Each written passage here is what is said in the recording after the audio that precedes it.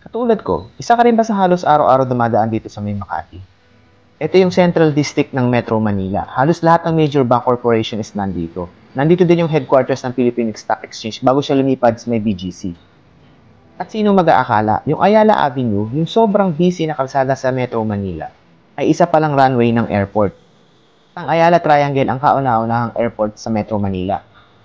At ang airport na to ay tinawag ng Manila International Air Terminal o kilala bilang Nelson's Airport. Yan ang headquarters ng Far Eastern Air Force. Noong panahon ng mga Amerikano. Yung airport na to is itinayo ng foreigner na si Lori Ruben Wilson bago mag-World War II. Isang mayamang businessman na taga New Zealand.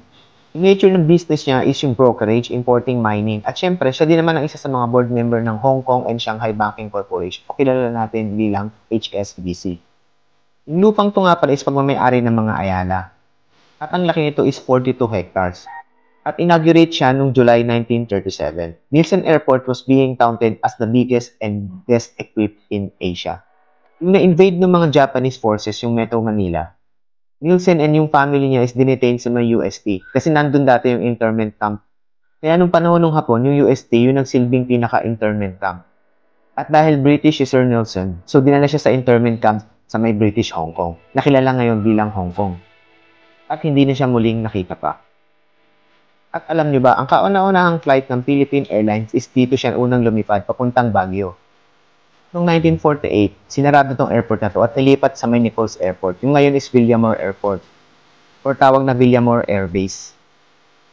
At yung secondary runway is ngayon is naging Paseo de Roas. At yung main runway naman niya is ngayon is yung Ayala Avenue.